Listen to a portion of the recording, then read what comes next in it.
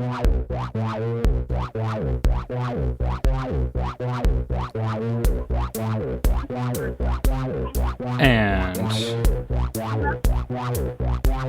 welcome to Mid-Valley Mutations.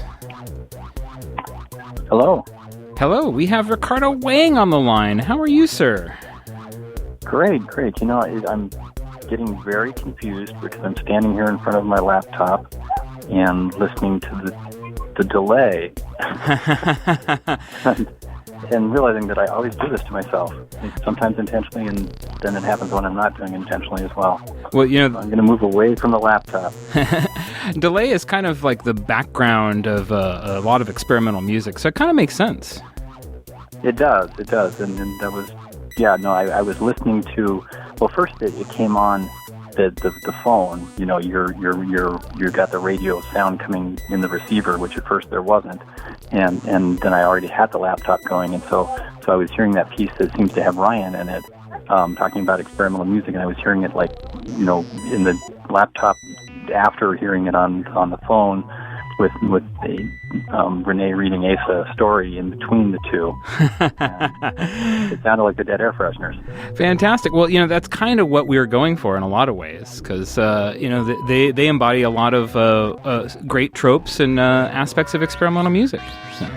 Mm-hmm. I should also. I'm actually going to just walk out on my porch now and let them read stories. And excellent. Maybe they're still listening to us. I have no idea. Yeah. I should also add. You never really know, do you? No, you don't. That's kind of the beauty of radio. Somebody's listening, but you're not sure who. Well, you know, have you ever done a show where nobody was listening? I don't think so. Let me think about that. I have. Well, I have, except I had a friend with me. Yeah. Were you not listening as part of this? So, no, the radio station was down, and I didn't know. Oh, okay. That would make sense. Yeah. Got home and found out the radio station had been down the whole time. Yeah. So, you know, hard not to think of that as a wasted night, but at the same time, I got to play some cool music and hang out with a friend, and I had a listener. Yeah. In the room there with you even. So I beat the odds in a way. Yeah. I mean, that's not always common with radio. Sometimes you're just alone by yourself in a padded room talking. Yeah. Well, it always kind of feels that way. Yeah, but that was up at KUGS in Bellingham, which is where I started at radio back in 1985. So yeah, actually, this is a good kind of history lesson here, because you're not just like a DJ currently, but you've been in the scene for quite some time. Yeah. I went to high school in Kirkland, up in, you know, the suburbs of Seattle. You know, and Kirkland is right across the lake from Seattle, and it's, you know, kind of this upper middle class Republican sort of cesspool. It's, you know, it's just it's where the Seahawks hang out. The opinions expressed cool here cool back then. are those of the caller. Yeah, and it's you know, it's not a really great place to be an individual, and it sure wasn't back in the 80s. I mean, it's probably a lot better now than it was then, and, you know, everything gets to, or at least back then, everything, you know, got to the Northwest a little later than everywhere else. So things like punk rock and stuff weren't like really prevalent. I mean, it existed sort of, but I didn't necessarily know what it was. So I was often doing a lot of the same things that were part of that movement without even, you know, connecting it with it.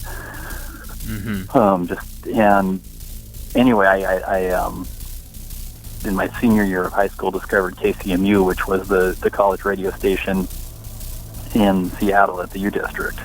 And at that time, they were an amazing radio station. They've never, you know, as always happens whenever you find some great thing maybe in life, certainly in art, and definitely in radio.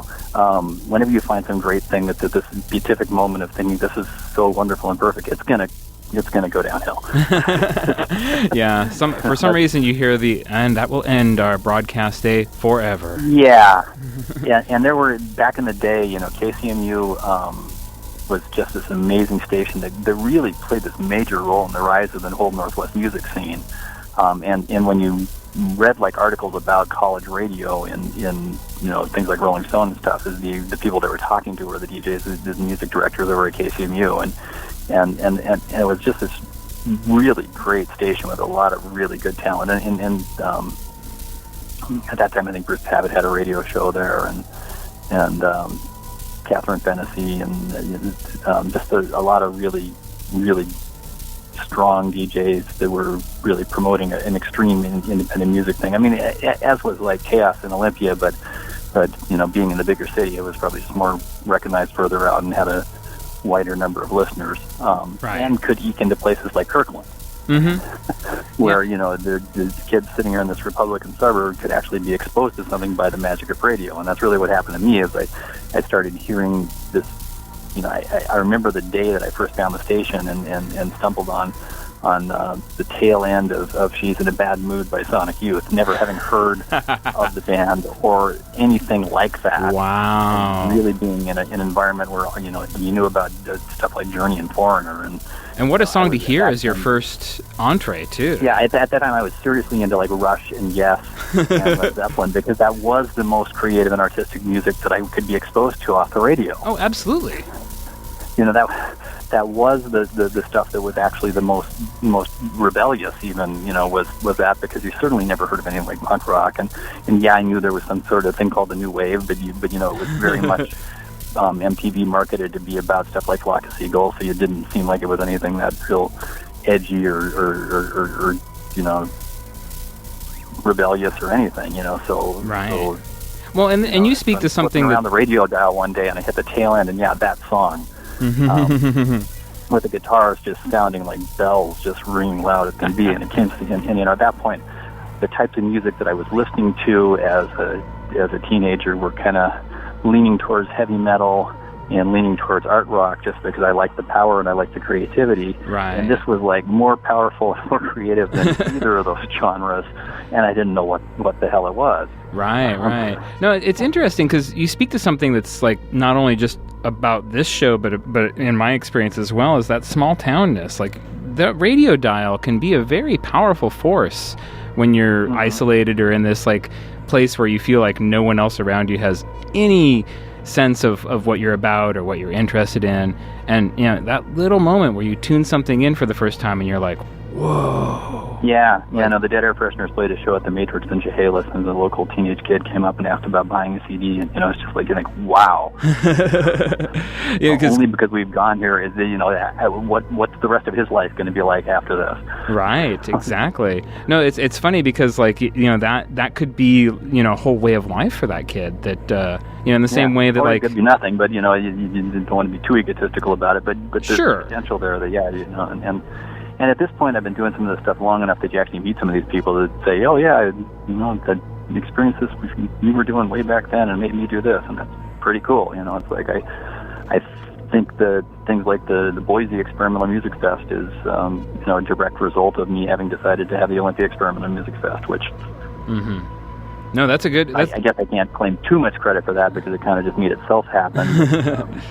Well, this is a good segue, too, because, like, in addition to your radio career, which, I mean, so you started it way back in the 80s, but What's This Called started in 93, if I'm not mistaken? Yeah. What's This Called is the only show I ever did at Chaos. And it's the only show I've done at KPSU. Right. At Hugs, my very first radio show, I called Key to My Brain. I don't know why. It's a very senior high school. There was there's this guy up in Seattle, this poet, crazy man, alcoholic, just social miscreant named Patrick McCabe. Sometimes goes by Death Poet, and he. When I first got on the radio ever, it was as a musical guest, and I got on KCMU, and I had sent in this joke tape where I made a recording of. Have you ever heard the Cream album, Wheels of Fire? It has this massive drum solo on the back with Ginger Baker. Oh yes. I took that and I had a record player that played 3 speeds. And so I played like the 33 and then 45 and 78 chunks of that, and then I did this horrible screaming poem. I wrote these poems on the spot that were just as stupid as could be, and somewhat intentionally so. and screamed them over that into this cassette player. And then I had this 45 promo thing that got mailed to me by Time Life Books about classical music. With this pretentious narrator going intoxicating and the great depths of the music just going on, and this really pretentious stuff. And so I put all this tracks where he'd introduce these classical pieces like that between these horrible things with me when screaming over Ginger Baker's drums. And I sent that to KCMU to see if I could get on their local music show, and lo and behold, Jonathan Poneman, who would later start Sub Pop Records, actually booked me on the show, but then he bailed the day I was on the show, and there was some other DJ named Chris Wilson who was on there who hated me. Oh no! but it was okay, and she was in complete shock that this kid from the suburbs who was on the tape. Right. This is kind of one of those things where it's like, and I was in this completely obnoxious mood and had them play Madonna on 78. Nice. It seems like a very music industry thing, though. But that was the first time that I was ever Ricardo Wang. I used that name on that recording, and I went on the air on KCMU as Ricardo Wang, and I've really never used any other name on the air. Got it. Yeah. No, that's good. That's good. Well, yeah. I mean, we should actually probably take a break here because we're getting into some good stuff, but we got to pay the bills. You were going to play music on the show too. I guess you know me. I could just keep doing this until it's time for me to go do my own show in the morning. And sure. Well, when we come back, we're going to talk about the Olympia Experimental Music Fest, and we also have a world premiere track coming up in a little bit. So. People should stay tuned for that. But first, let's take care of some business.